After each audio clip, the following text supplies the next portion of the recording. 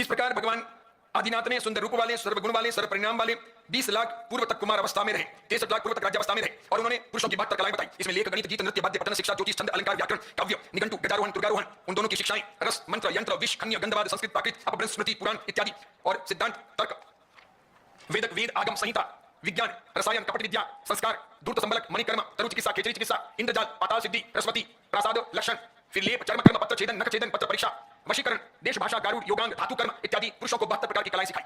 उसी प्रकार महिलाओं के लिए उन्होंने हंस लिपि इत्यादि 18 प्रकार की लिपियों का निर्माण करते हुए उन्होंने दाहिने हाथ से ब्राह्मी को लिपियां सिखाई। 1, 10, 100, 1000, अयुत, 10,000, लाख, 10 लाख, कोटि, अर्बुद, अर्बुद यानी 10 कोटि, अब्ज, खर्ब, निखर्ब, महापद्म, शंकु, जलधि, अंत्य, मध्य और पराग। इस प्रकार उन्होंने गणित के सभी अलग-अलग इकाइयों का निर्माण करके उन्हें दिया। स्त्रियों की 64 कलाएं भी सिखाई, नृत्य, चित्र, मंत्र, तंत्र, धनवष्टि, फलवष्टि, संस्कृतवाणी, क्रियाफल, ज्ञान, विज्ञान, गीतमान, तालमान, आकार गोपन, आराम रोपण, काव्य शक्ति, नरलक्षण, गज परीक्षा, अश्व परीक्षा, वास्तु शुद्धि, लघु वृद्धि, शकुन विचार, धर्माचार, अंजन योग, चूर्ण योग, गृह धर्म, इसके सिवाय कनक सिद्धि, वाक्पटुता, वर्णिका वृद्धि, ललित चरण, करलाघव और इसके सिवाय व्याकरण, वीणावादन, वितंडावाद, कुंभ क्रम, लिपि परिच्छेदन, रसोई, रांधन, मुखमंडन, कथा कथन, कुसुम गुंफन इत्यादि सर्व प्रकार की 64 कलाएं स्त्रियों को सिखाई। कर्म से खेती, वाणिज्य, कुम्हार इत्यादि के प्रथम किए हुए कार्यों के रूप में 100 प्रकार का शिल्प भी भगवान ने सिखाया।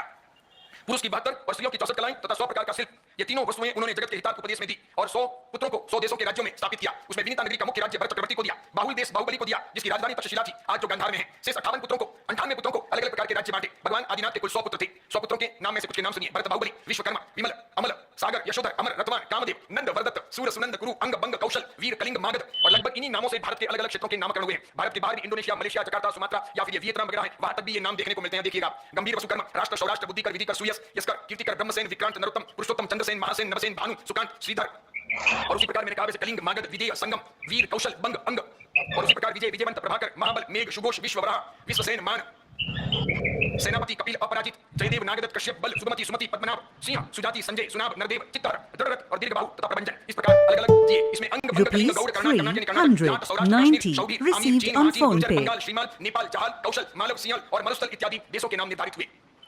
अब नवलोकांतिक देव अपना कर्तव्य समझ करके आते हैं और परमात्मा के सामने